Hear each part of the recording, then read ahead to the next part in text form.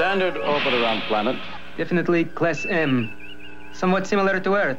Yeah, similar. I think I can pick up something visual. It's a news broadcast using a system I think they once called video. Television was the colloquial term. Put it on the screen. Aye. Aloha, headset, it's your boy Frank, and it's that day. Yes, it's time for your Star Trek Bridge Crew Impressions video. Now, I've spent the past week with this game, and although I don't feel like I'm ready to give you a full review yet, for the most part, I can give you my impressions, which are highly positive. Now, I hopped into this game, set up my Uplay account, which you'll want to do if you're going to want to jump in with your buddies on cross-play. Now, you can play with people on your PlayStation friends list, no problem, but if you want to play with a buddy on a Vive or Rift, you gotta do this. After that's done, I made my avatar. Now, I thought there'd be a little bit more depth to customization, just a couple sliders and some base heads and faces, but hey, at least I got a mustache. After I was done with that, you jump into the training. Now, the training gets you ready for every position. You go into a mock-up bridge, and from there, you can try out every spot. When you sit in the captain, you have a list to go through of the 10 or so tasks that the computer teaches you what each one are. I promise you, you spend 20-30 minutes doing the training, you will thank yourself later on. I learned every spot, helm, tactical, engineering captain, and what each position does, as well as their roles in the game. After you do that, you can head into the single-player game. Now, you can play this baby with other players, or you can just play on your own. If you play on your own, you're the captain, and you can jump around from spot to spot if you'd like, or you can just send tasks to the other players, which actually works pretty well. Most of the time, you don't really even have to get up. I personally played with a couple other people because it's way more fun that way, but hey, it's entirely up to you. It's awesome as a single-player experience too, because I tried it that way as well. Now, these first main story missions are well scripted, very fun, and get you feeling what the game is like. Now, this is not the easiest game on planet Earth. You really do have to be paying attention, but luckily they give you a little bit of room to mess around and joke around. Before you start up anything, if you're playing an online game, you get to sit in a little room with your buddies and you can talk about what positions you guys want to take before you start your mission. That way you can kind of pre-game a little bit, as well as pick the missions from the select screen.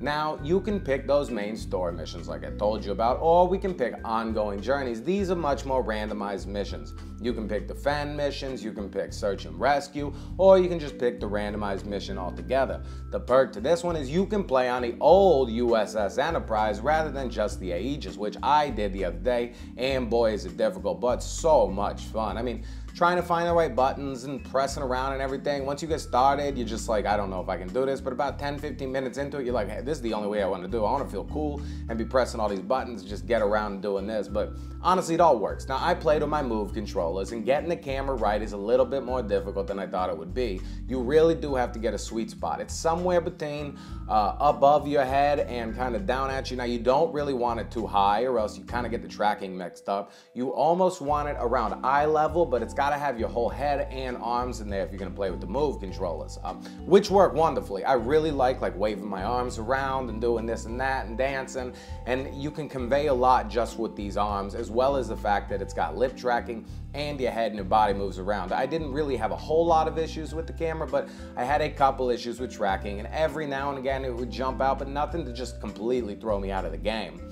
You can also play with DualShock 4, which I haven't really tried yet, but each of the thumbsticks control your arms, so I assume it wouldn't be too bad. It probably just moves from spot to spot, but hey, it's not as immersive if you're playing with the DualShock 4. You're gonna have so much more fun with the Move controllers, and they really do work. There's no issue, and I thought pressing the buttons would be hard because the Move controllers are a little less tight than maybe the Touch or the Vive controls, but really, every now and again, I may by accidentally press the red alert button, but other than that, it's solid. It's super easy. Everything works really well. The screens all work really well. The dials all work really well.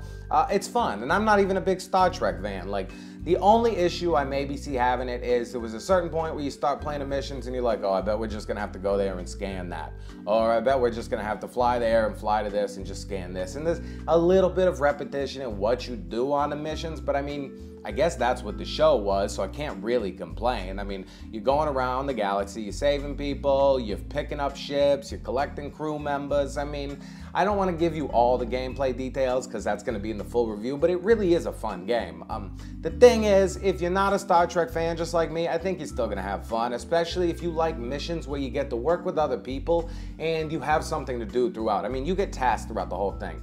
First up, you have to go to this planet. Then once you get to the planet, you have to fly in closer. Then once you fly in closer, you have to scan something. And you scan it, you either have to collect some crew members or you have to blow it up. Something like that. So you're always doing something else. And the captain's the only one that's going to get the information. He's going to pass that on to the helm. The helm is going to fly you in the right position. Then the tactical is going to scan. Tactical is going to say, oh, I scanned it. And then the helm's going to say, oh, I got to do this. And then the engineer says, oh, we got to put the ship power here.